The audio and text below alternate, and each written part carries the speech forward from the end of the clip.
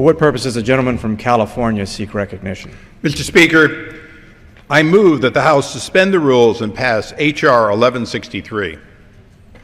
The clerk will report the title of the bill. H.R. 1163, a bill to amend Chapter 35 of Title 44 United States Code to revise requirements relating to federal information security and for other purposes. Pursuant to the rule, the gentleman from California, Mr. Issa, and the gentleman from Maryland, Mr. Cummings, will each control 20 minutes. The chair recognizes the gentleman from California. Thank you, Mr. Speaker. I yield myself such time as I may consume and ask unanimous consent that members may have 5 legislative days within which to revise and extend their remarks and include extraneous materials on the bill under consideration. Without objection, the gentleman is recognized. Thank you, Mr. Speaker. Cybersecurity threats represent one of the most serious national security and economic challenges we face in our nation. Whether it's criminal hackers, organized crime, terrorist networks, or nation states, our nation is under siege from dangerous cybersecurity threats that grow daily in frequency and sophistication. It is critical that the federal government address cybersecurity threats in a manner that keeps pace with our nation's growing dependence on technology. But current federal law does not adequately address the nature of today's cybersecurity threats. Since its enactment in 2002 of the Federal Information Security Management Act, or FISMA, it has become a check-the-box compliance activity that all too often has little to do with minimizing cyber threats. And yet, the Government Accountability Office recently found that security incidents among 24 key agencies increased by 650%, or more than 6-fold in the last 5 years. To address the rising challenge posed by cyber threats, Ranking Member Cummings and myself introduced in the last Congress a bill to reauthorize FISMA. That bill was adopted by the House unanimously. Recently, Mr. Cummings and I reintroduced legislation as H.R. 1163, the Federal Information Security Amendments Act of 2013. The bill was voted out of our committee by a unanimous vote on March 20th. The bill aims to harness the last decade of technology and innovation in securing federal information systems. To enhance the current framework of securing federal information technology systems, our bill calls for automated and continuous monitoring of government information systems. And I'm going to repeat, automated and continuous monitoring of government information systems. And it ensures that the continuous monitoring finally incorporates regular threat assessments, not just check the box. The bill also reaffirms the role of the Office of Management and Budget with respect to FISMA.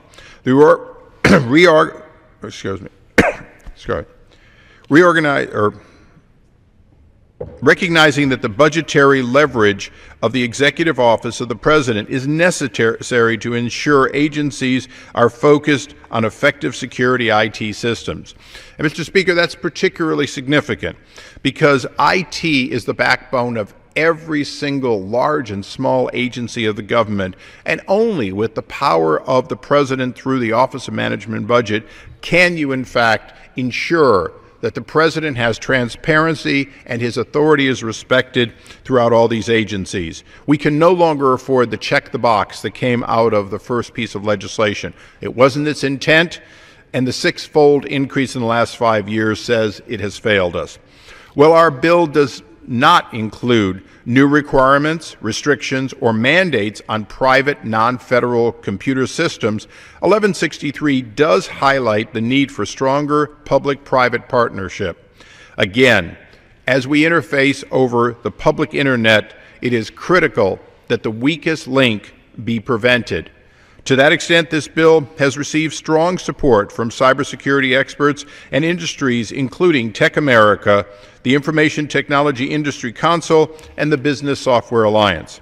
I'd like to personally thank the ranking member, Mr. Cummings, for partnering both personally and through his staff to create a bill that is necessary, timely, and accurate to meet the growing threat of cybersecurity. And I encourage all members to support this timely legislation, and I reserve the balance of my time.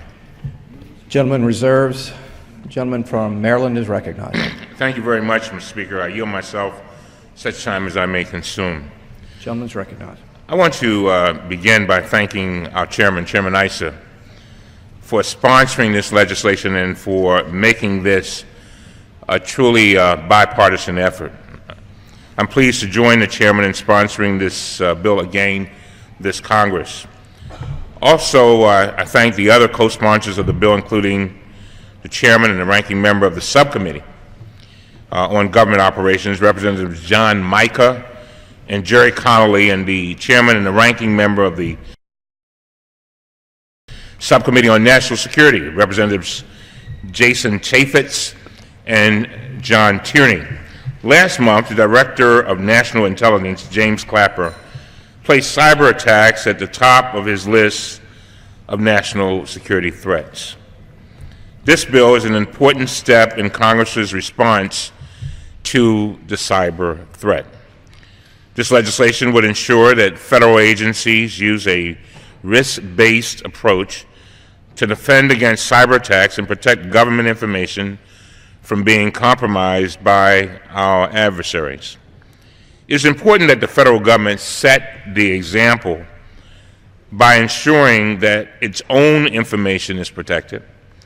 The Department of Energy was hacked in January, and personal data for hundreds of employees was compromised. We are better than that, Mr. Speaker, and we can do better. Personal data for more than 100,000 accounts in the thrift savings plans was compromised last year when a contractor's computer was hacked. This bill would shift the federal government to a system of continuous monitoring of information systems. And just this morning, the chairman said in a hearing that we have to do more with less, and we have to figure out ways to use technology so that we can efficiently and effectively do the things that we need to do. And this bill goes right in that direction, which is so important. It would also streamline reporting requirements and ensure that agencies take a smart, risk-based approach to securing networks. This bill would continue to authorize the Office of Management and Budget to set federal policy for information security. This is important because we need to hold all the agencies accountable for developing appropriate standards and living up to those very standards. OMB is the appropriate entity to be responsible for ensuring that that happens. However, nothing in this bill would prevent the Department of Homeland Security from continuing the great work it is doing to protect our nation against potential cyber attacks. The department has expanded its cybersecurity workforce and is working with agencies to establish continuous monitoring. This bill supports that work by making clear that agencies must take action to protect their networks rather than just doing routine check-the-box reports, as the Chairman Issa just talked about. And so today we have a bipartisan effort. It is a truly bipartisan effort to address a problem that affects every single American and businesses, every entity of our nation. And that's why it's so good that we had all of our subcommittee rankings and chairmen working together, Mr. Issa making sure that this legislation got out. And I urge my colleagues to vote in favor of this legislation. It is so very, very important. And with that, I reserve the balance of my time. Gentleman reserves. The gentleman from California is recognized. I yield myself 1 minute, and I want to associate myself with the ranking member's statements. Mr. Cummings does make the great point that Homeland Security is, in fact, doing a great deal, and if there's an active activity through NSA and other agencies, we applaud that. A great deal of what this bill reauthorization is intended to do, and working with subcommittee ranking member Mr. Connolly, is to recognize that there needs to be a public-private partnership. We need our private entities to be as strong as they can be so they don't become conduits for espionage and for attacks, but also that in fact it's the smallest entity of government, the one that you don't think much of, the one that may not be high priority, that in fact also has to be protected.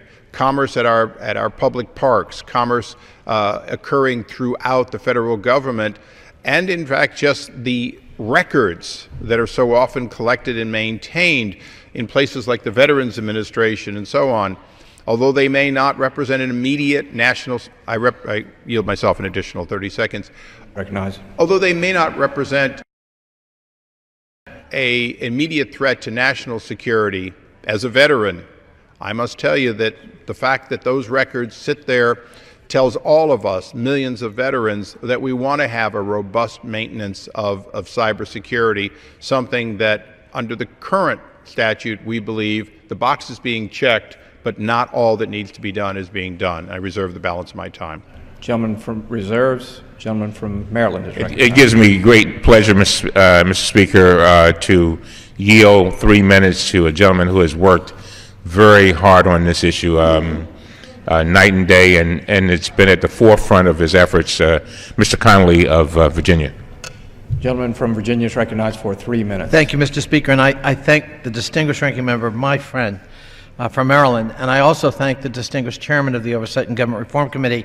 I proudly join them in co-sponsoring this legislation and rising in strong support of H.R. 1163, the Federal Information Security Amendments Act of 2013. The chairman and ranking member of the full committee have worked in a bipartisan fashion to advance this bill to the floor today, and they deserve great credit. H.R. 1163 is desperately needed to address a looming and critical threat to our nation's economic and national security. As the U.S. Government Accountability Office testified before our committee in its 2013 high-risk report, the number of cyber incidents has grown exponentially among federal agencies and, for that matter, in the private sector. Specifically, in the year 2006, they reported 5,503 cyber incidents to the U.S. Computer Emergency Readiness Team. 6 years later, that same number was 48,562, 782% increase in just 6 years. According to the Government Accounting Office, cyber attacks involving federal systems and critical infrastructure, Mr. Speaker, could be devastating to the country. Yet, its audits have consistently revealed information security deficiencies in public and private financial and non-financial systems. More troubling, despite producing hundreds of recommendations over the past 2 fiscal years that would address security control deficiencies, the majority of GAO's recommendations have in fact not been fully implemented. Unfortunately, vital federal asset submissions will remain at high risk for fraud, misuse, and disruption unless agencies fully implement the literally hundreds of recommendations made by the GAO and various offices of the Inspector Generals aimed at strengthening the security of critical information systems. The sophisticated and rapidly evolving cybersecurity threat has outpaced the security framework established by the former Federal Information Security Management Act of 2002. FISMA's static, compliance-based framework, as noted by both the ranking member and the distinguished chairman of the committee, must be enhanced. It can't be used as a substitute for developing strategies to counter this threat. I believe this bipartisan legislation will accomplish that goal by enhancing FISMA to promote a more dynamic, risk-based approach that leverages current technology to implement continuous monitoring of networks and systems. Specifically, the FISMA Amendments Act will direct agencies to test and evaluate information security controls and techniques, conduct threat assessments by monitoring information systems and identifying potential system vulnerabilities, conduct vulnerability assessments and penetration tests. If I may have 30 more seconds. You yield a gentleman a minute and a half. I thank the distinguished ranking member. Recognized. commensurate with the risk posed to agency information systems, and to collaborate with OMB and appropriate public and private sector security operations centers on security incidents that extend beyond the control of the agency, to require that security incidents be reported through an automated and continuous monitoring capability to the Federal Information Security Incident Center, appropriate security operations centers in respective agencies of the offices of Inspector General. Mr. Speaker, I join the distinguished chairman and ranking member of the Oversight and Government Reform Committee, urging all members to support this critical bipartisan cybersecurity legislation that is urgently needed to provide federal agencies with the necessary tools to effectively secure our federal information systems, and I thank them both for their leadership on this critical matter. With that, I yield back to the ranking member. Gentleman yields back. Gentleman from California is recognized. I would reserve at this time. Gentleman reserves. The gentleman from Maryland is recognized. I yield myself such time as I may consume. Gentleman's recognized. As we have no other speakers, Mr. Speaker, I just want to make it clear. I think yesterday's incident in Boston reminds us, or should remind us, of how fragile our society is, and that there are so many people who want to do us harm. And a lot of times we concentrate on those kinds of attacks and don't spend the kind of time we really need to on these cyber attacks, which can be just as harmful, just as damaging, and these cyber attacks can literally bring our country and our economy to a halt. And that's why we are urging all members to vote in favor of this. And it is my hope, Mr. Speaker, that as we are addressing this issue today, that it'll send a word out to the nation that once again our committee and this Congress is putting a microscope on this issue and doing everything in our power to make sure that our efforts are effective and efficient, because the threats are there and they are real. And it is up to us. It is our watch. It's our watch, just like a watchman watching over a fort or watching over a city. We are the watchmen right now, and it's our watch, and we have to make sure we do everything in our power to make sure that we protect against this very, very clear threat. And with that, I yield back and urge all members to vote in favor of this legislation. Gentleman from Maryland yields back his time. Gentleman from California is recognized. Thank you, Mr. Chairman. I yield myself the remaining time. Gentleman's recognized. Mr. Speaker, H.R. 1163 has many authors, Mr. Cummings and myself, Mr. Connolly, Mr. Chaffetz, Mr. Tierney. But it also has every committee chairman and every ranking member here in the House. And I'd like to take a moment to thank all the committee chairmen, Homeland Security and Foreign Affairs, House Administration, because staffs from all of those committees, particularly and with the acquiescence of their chairman and ranking members, have contributed to our fact-finding to try to produce a good bill here today.